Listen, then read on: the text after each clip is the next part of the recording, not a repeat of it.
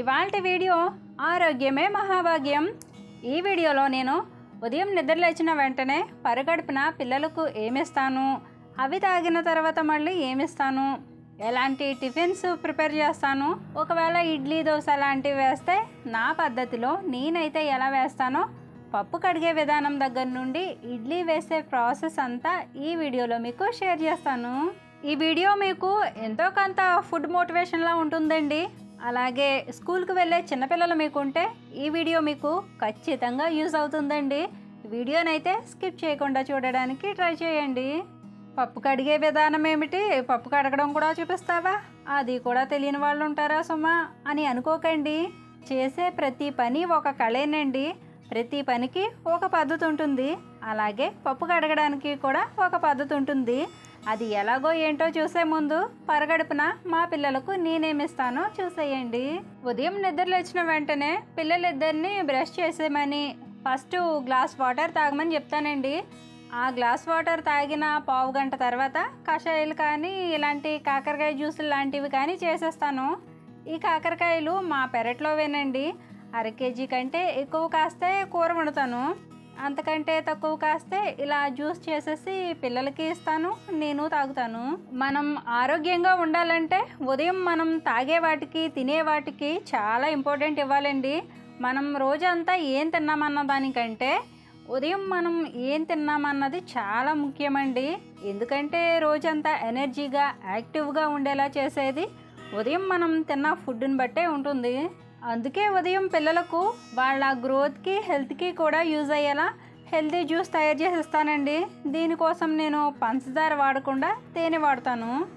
Previous వీడియోలో అమ్మ వాళ్ళ ఊర్లో ఈ తేనె కొనుక్కోవడం మీకు చూపించాను కదండి, ఆ తేనెనండి ఇది. అయితే పిల్లలకు జ్యూసులు లాంటివి చేసి ఇచ్చినప్పుడు పంచదారకి బదులుగా తేనె వాడతాను. వర్షాకాలంలో జలుబు దగ్గు లాంటివి రాకుండా తేనె మన ఇమ్యూనిటీ పవర్ పెరిగేలా చేస్తుంది. పిల్లల కోసం చేసే ఈ జ్యూస్ నేను ఎలా చేస్తానంటే, బాగా పండిన అరటిపళ్ళు, రాత్రంతా నానబెట్టిన వేరుశనగ గుళ్ళు, బాదం పప్పులు, అలాగే పాలు, స్వీట్నెస్ కోసం 4-5 స్పూన్ల తేనె వేసి మిక్సీ వేస్తాను. ఇందులో వేసిన అరటిపళ్ళు, వేరుశనగ గుళ్ళు, బాదం పప్పు, పాలు, తేనె అన్నీ పిల్లలకి చాలా మంచిదండి. వీక్గా డల్గా ఉండే పిల్లలకైతే ఇంకా మంచిది. ఇలా చేసి పిల్లలకి ఇవ్వడం వల్ల పిల్లలు పుష్టిగా బలంగా ఉంటారు. వేరుశనగ గుళ్ళు వేసాను కాబట్టి కొంచెం పచ్చిగా అనిపిస్తే ఆ ఫ్లేవర్ తెలియకుండా ఉండడానికి నేను పిల్లల ఇష్టాన్ని బట్టి బూస్ట్, హార్లిక్స్ కలిపేస్తాను. ఇప్పుడు టేస్ట్ ఇంకా బాగుంటుంది కాబట్టి పిల్లలు హ్యాపీగా తాగుతారు. పరగడుపునే మంచినీళ్ళు తాగిన పావు గంటకి ఏదైనా కషాయం లాంటిది, అది తాగిన పావు గంట తర్వాత ఏదో ఒక హెల్దీ జ్యూస్ తాగిన అరగంట తర్వాత టిఫిన్ పెడతానండి. వారంలో దోశ, బజ్జీ, పూరి లాంటివి కాకుండా తక్కువ ఖర్చుతోనే హెల్దీగా శనగలతో కూడా అట్లు ఎలా వేసుకోవచ్చో చూసేయండి. రాత్రంతా నానబెట్టుకుని శుభ్రంగా కడిగిన శనగల్లో చిన్న కప్పు బియ్యం, 1 స్పూన్ జీలకర్ర, చిన్న అల్లం ముక్క, 7-8 పచ్చిమిర్చి, కరివేపాకు అన్నీ కలిపి మెత్తగా రుబ్బుకోవాలి. ఇది మనం పెసరట్టుకి ఎలా వేసుకుంటామో అలాగేనండి. ఇంట్లో ఉన్న మెంబర్స్ని బట్టి శనగలు నానబెట్టుకోవాలి. ఇలా రుబ్బుకున్న పిండి అట్లు వేసుకోవచ్చు, దోశలు వేసుకోవచ్చు, గొంతు పొంగనాలు వేసుకోవచ్చు, వడలు కూడా వేసుకోవచ్చు. నేనైతే అట్లు వేస్తానండి. అయితే ఈ పిండి ఇంకొంచెం హెల్తీగా ఉండేలా ఇందులో క్యారెట్ తురుము కూడా వేసాను. అలాగే కొంచెం పసుపు, సరిపడా ఉప్పు కూడా వేసి బాగా కలుపుకోవాలి. ఈ శనగలు ఎక్కువగా మనకి శ్రావణ మాసంలో ముత్తైదువులకు వాయినం ఇస్తూ ఉంటారు కదండి. ఆ టైంలో మనకి ఎక్కువ శనగలు వస్తాయి. వాటిని ఇలా టిఫిన్ తయారు చేసుకొని టేస్టీగా తినేయచ్చు. మీకు ఓపుకుంటే శనగలు మొలకెత్తించి అప్పుడు పిండి రుబ్బుకొని అట్లు వేసుకున్నా ఇంకా మంచిది. అయితే ఈ అట్లలోకి కొబ్బరి చట్నీ అయితే సూపర్గా ఉంటుందండి. కానీ ఆ టైంలో ఇంట్లో కొబ్బరి లేక నేను పల్లీ చట్నీ చేశాను. పిల్లలకి ఆనియన్ వేస్తే ఇష్టం ఉండదు కాబట్టి పిల్లలకు ప్లెయిన్గా వేసి మన కోసం వేసుకునేటప్పుడు ఆనియన్ ముక్కలు, కొంచెం జీలకర్ర వేసుకొని కాల్చుకోవచ్చు. నేనైతే నా కోసం వేసుకునేటప్పుడు ఆయిల్ తక్కువగానే వేసుకుంటానండి. మా అత్తయ్య మా వారికి వేసేటప్పుడు మాత్రం 10 అట్లు కాలిస్తే 1/4 కేజీ నూనె అయిపోవాల్సిందే. అలా అయితేనే మా వాళ్ళకి నచ్చుతుందండి. ఆయిల్ ఎక్కువ వాడకూడదని వాళ్ళకి చెప్పి విసుగు వచ్చి ఇక వాళ్ళకి నచ్చినట్టే వండి పెడుతున్నానండి. ప్రతి ఇల్లాలు టైంకి తను తినలేకపోయినా తన ఆరోగ్యం మీద లేని శ్రద్ధ ఇంట్లో వాళ్ళ ఆరోగ్యం పట్ల శ్రద్ధ చూపిస్తూ మంచిగా చేసి పెట్టాలన్న ప్రయత్నంలో నాలాంటి ఆడవాళ్ళకి అలాంటివి తినాలా, అవి తింటేనే ఆరోగ్యమా, తినేదేదైనా కడుపు నిండా తింటే చాలు అదేదైతేనేంటి అని చేసే కష్టానికి ప్రతిఫలం లేకపోగా నిరుత్సాహపడేలా పరిస్థితి ఉంటుంది. మరి మీరైతే ఈ ప్రాబ్లం ఎలా సాల్వ్ చేసుకోవచ్చో కామెంట్స్లో మీ సజెషన్స్ ఇవ్వండి. ప్రస్తుతానికి ఈ ప్రాబ్లం నేను ఎలా సాల్వ్ చేసుకుంటున్నానో కూడా ఈ వీడియోలో షేర్ చేస్తాను. ఓకేనండి. ఇక మధ్యాహ్నం పిల్లలకు కాయగూరలు ఆకుకూరలు ఎక్కువగా ఉండేలా చూసుకుంటానండి.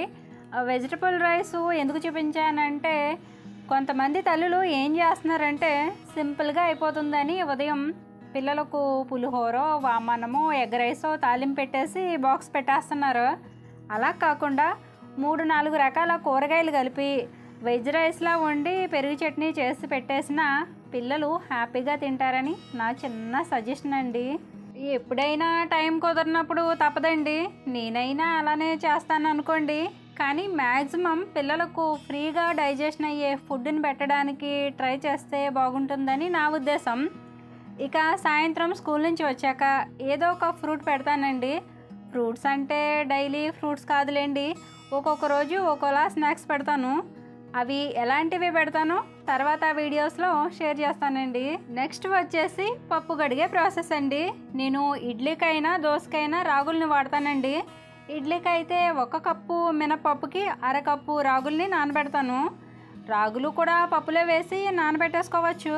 కానీ మా వారికి మా అత్తయ్యకి ఇడ్లీ తెల్లగా మల్లె పువ్వులా ఉండాలండి, అందుకని రాగుల్ని విడిగా నానబెట్టుకుంటున్నాను. ఈ పప్పుని నానబెట్టేటప్పుడు బాగా నలిపి శుభ్రంగా కడిగేస్తాను. కడిగిన తర్వాత నీళ్లు క్లియర్గా ఉండాలి, అంత శుభ్రంగా కడిగి పప్పు నానబెడతాను. అలాగే పొట్టు మినపప్పు మాత్రమే వాడతానండి. మినపగుళ్ళు నాకు అస్సలు వాడాలనిపించదు. ఇప్పుడు దోశలకి నానబెడుతున్నాను. 1 కప్పు మినపప్పుకి 1 కప్పు బియ్యం 1 కప్పు రాగులు వేసుకొని ఇవి కూడా శుభ్రంగా కడిగేస్తాను. బయటికి వెళ్ళి ఉద్యోగాలు చేసే ఆడవాళ్ళు అయితే ఇంత టైం వేస్ట్ చేసుకోలేరు. పైగా వాళ్ళకంత టైం కూడా ఉండదు కాబట్టి మినపగుళ్ళు వాడడం తప్పదు. కానీ ఇంట్లోనే ఉండే ఆడవాళ్ళు అయితే వీలైనంత వరకు పొట్టి మినపప్పుని వాడడానికి ట్రై చేస్తేనే మంచిది. ఎందుకంటే మనం ప్రతిరోజు తినే రైసు పాలిష్డే కాబట్టి అందులో ఫైబర్ కంటెంట్ ఉండదు. కనీసం ఉదయం తినే ఫుడ్లోనైనా ఫైబర్ ఉండేలా చూసుకోవాలి. ఓకేనండి. పప్పు నానబెట్టేటప్పుడు ఎక్కువ సార్లు శుభ్రంగా కడిగాను కాబట్టి నానిన తర్వాత మాత్రం మరీ గట్టిగా పిసుకుతున్నట్టు కాకుండా జస్ట్ కొంచెం పొట్టు పోయేలా మాత్రమే కడుగుతానండి. ఈ పప్పులో పొట్టు మొత్తం తీసేయనండి, కొంచెం పొట్టు ఉంచుతాను.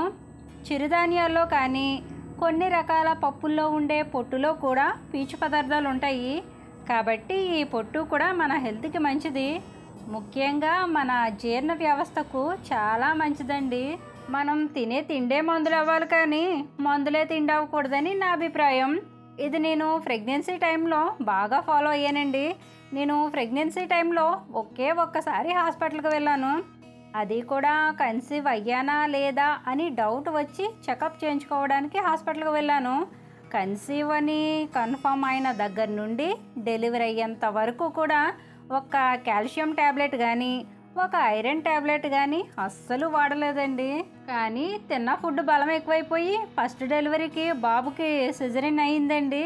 తర్వాత పాపకి కన్సీవ్ అయినప్పుడు మాత్రం కొంచెం తిండి కంట్రోల్ చేసుకొని కొన్ని జాగ్రత్తలు తీసుకున్నాను. తర్వాత పాప పుట్టినప్పుడు నార్మల్ డెలివరీ అయ్యింది. నార్మల్గా ఉన్నప్పుడు ఎలా పని చేసుకునేదాన్నో ప్రెగ్నెన్సీగా ఉన్నప్పుడు అలానే పని చేసుకునేదాన్ని. డెలివరీ అయినప్పుడు బాలింతరాలుగా ఉన్నప్పుడు కూడా నా పని నేనే చేసుకునేదాన్ని. అంటే మినిమం డెలివరీ అయిన 3 నెలల వరకు రెస్ట్ ఉండేది. తర్వాత నుంచి పిల్లలకి స్నానాలు, ఇంట్లో పని, వంట పని అన్నీ నేనే చేసుకునేదాన్ని. ఇవన్నీ మీకెందుకు చెప్తున్నానంటే తిండి కలిగితే కండగలదోయ్ కండగలవాడేను మనిషోయ్ అని అన్నారు కదండి గురజాడ అప్పారావు గారు. మనకున్నంతలో మనం శుభ్రంగా ఆరోగ్యంగా మంచి ఫుడ్ తినాలి. వేలకు వేలు హాస్పిటల్కి ఖర్చు పెట్టే బదులు అనారోగ్యం రాకముందే ఆరోగ్యంగా ఉండడానికి ఖర్చు పెట్టుకోవాలి. ఓకేనండి, ఇడ్లీ కోసం రాగుల్ని నానబెట్టాను కదండి. ఆ రాగుల్ని చిన్న మిక్సీ జార్లో వేసి మిక్సీ పట్టాను. దోశల కోసం నానబెట్టిన పప్పులో కూడా రాగుల్ని వేసాను కదండి. దోశల్లో రాగుల్ని వేసిన అందులో బియ్యం కూడా వేసాను కాబట్టి దోశలు క్రిస్పీగా టేస్టీగా ఉంటాయి. కాబట్టి దోశలు అయితే మా అత్తయ్య మా వారు ఇష్టంగానే తింటారండి. కానీ ఇడ్లీ మాత్రం అలా తినడానికి ఇష్టపడరు. అందుకని రాగులు విడిగా నానబెట్టి ఇడ్లీ పిండి రుబ్బుకున్న తర్వాత ఆ రుబ్బుకున్న పిండిని 2 భాగాలుగా చేస్తాను. ఒకటి నాకు మా పిల్లలకు, ఒకటి మా అత్తయ్యకి మా వారికి. మా అత్తయ్యకి తీసిన పిండి పక్కన పెట్టి నాకు మా పిల్లలకి తీసిన పిండిలో మిక్సీ పట్టుకున్న రాగి పిండి వేసి బాగా కలుపుకొని రాత్రంతా బయట ఉంచుతాను. ఈ పప్పులన్నీ నేను ఆదివారం నానబెట్టానండి. సోమవారం ఉదయం టిఫిన్కి, ఆ రోజు నైట్ టిఫిన్కి ఇడ్లీ పిండి సరిపోతుంది. అంటే సోమవారం మా ఇంట్లో ఎవరం రైస్ తినమండి, టిఫినే తింటాము. అందుకని ఇడ్లీ పిండి నానబెట్టాను. ఈ ఇడ్లీ పిండిలో రాగి పిండి కలిపిన పిండిలో క్యారెట్ తురుము, కొత్తిమీర, సరిపడా సాల్ట్ వేసి బాగా కలుపుతాను. క్యారెట్, కొత్తిమీర కూడా పిల్లలు నేను తినే పిండిలోనే వేస్తానండి. మా వారు మా అత్తయ్య తినే పిండిలో వేయను. వేసినా ఇష్టంగా తినరు కాబట్టి వేయను. ఇప్పుడు ఇడ్లీ వేయడం కోసం ప్లేట్స్కి నెయ్యి రాసుకొని ఇడ్లీ వేస్తాను. మా అత్తయ్య కోసం మా వారి కోసం వైట్ ఇడ్లీ 2 ప్లేట్సే పెడతాను. ఒకవేళ ఎక్స్ట్రా ఇడ్లీ వేసుకుంటే రాగి ఇడ్లీ వేసుకుంటారులే అని వైట్ ఇడ్లీ 2 ప్లేట్స్లో పెట్టి మిగతావన్నీ రాగి ఇడ్లీనే పెడతాను. వారంలో 4-5 రోజులు మనకి నచ్చిన ఫుడ్ని తిన్నా కనీసం మిగతా 2 రోజులైనా మన ఆరోగ్యం కోసం మంచి ఫుడ్ని తినాలి. ఈ రోజుల్లో 100 మందిలో 4-5 మాత్రమే ఆరోగ్యంగా ఉంటున్నారు. మనలాంటి వాళ్ళం మంచి క్వాలిటీ ఫుడ్ తినాలంటే కష్టమే. కానీ తినే ఫుడ్నే కొంచెం బెటర్గా చేసుకుని తింటే మన ఆరోగ్యానికే మంచిది. ఇది వరకు నేను ఉదయాన్నే క్యారెట్ జ్యూస్ కూడా చేసేదాన్నండి. ఉదయం క్యారెట్ కట్ చేసుకొని జ్యూస్ చేసి మళ్ళీ దాన్ని వడకట్టడానికి కొంచెం టైం ఎక్కువ పడుతుందని జ్యూస్ మానేసి క్యారెట్ని రోజువారీ టిఫిన్స్లోకి, కర్రీస్లోకి వాడుతున్నాను. కానీ జ్యూస్ కంటే క్యారెట్ డైరెక్ట్గా వాడినా చాలా మంచిది. ఎందుకంటే జ్యూస్ వడకడతాం కాబట్టి క్యారెట్ చాలా వేస్ట్ అవుతుంది. దానివల్ల క్యారెట్లో ఉండే ఫుడ్ వాల్యూస్ కూడా మిస్ అవుతాయి. అలా కాకుండా ఇలా టిఫిన్స్లోకి వాడుకుంటే అందులో ఉండే పోషకాలన్నీ వేస్ట్ అవ్వకుండా ఫుడ్లోనే ఉంటాయి.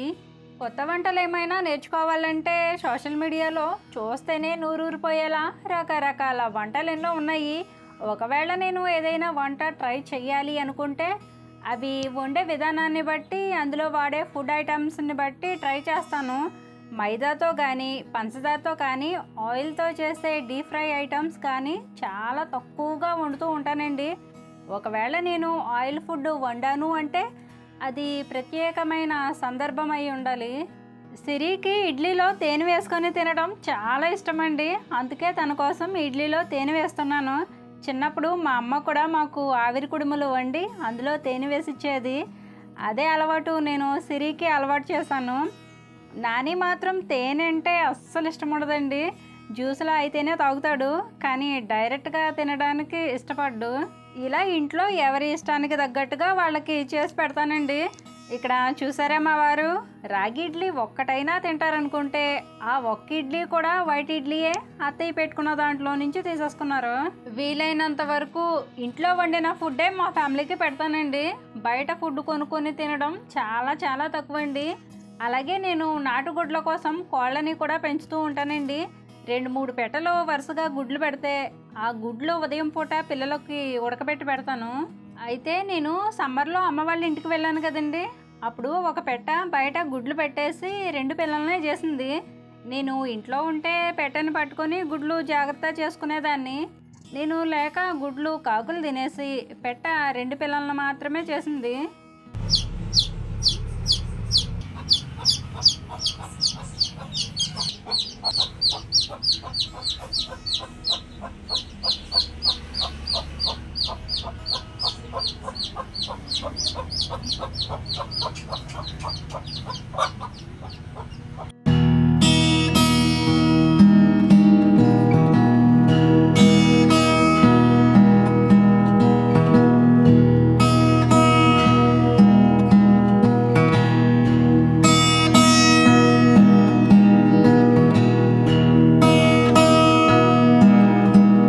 ఇక్కడ ఇంటి పైన పాదు కనిపిస్తుంది కదండి, ఆ ఇల్లు మా ఇల్లేనండి. మా ఇంటి పక్కనే మా తోటి కోడల వాళ్ళ ఇల్లు ఉంటుంది. వాళ్ళు వాడని సామానం అంతా ఒక చోట పెట్టారు. వాటి కిందనే మా కోడిపెట్ట గుడ్లు పెట్టుకొని అక్కడే పొదిగేసింది. ఓకేనండి, ఇంట్లో వాళ్ళ ఆరోగ్యాన్ని దృష్టిలో పెట్టుకొని ఒక్కరోజు కూడా బద్దకించకుండా వాళ్ళు బాగుంటేనే నేను బాగుంటానని భావిస్తూ ఇంట్లో వాళ్ళంతా ఆరోగ్యంగా ఉండడానికి నా ప్రయత్నం నేను చేస్తున్నానండి. మరి ఉదయం పిల్లలకి ఇచ్చే జ్యూస్లు, టిఫిన్లు, స్నాక్స్, ఫుడ్ విషయంలో నేను ఫాలో అయ్యే విధానం మీకు ఎలా అనిపించిందో మీ అభిప్రాయాన్ని కామెంట్ చేసి, మీకు ఈ వీడియో నచ్చితే తప్పకుండా లైక్ చేయండి. మరో మంచి వీడియోతో మళ్ళీ వస్తాను. ఉంటానండి. నమస్తే.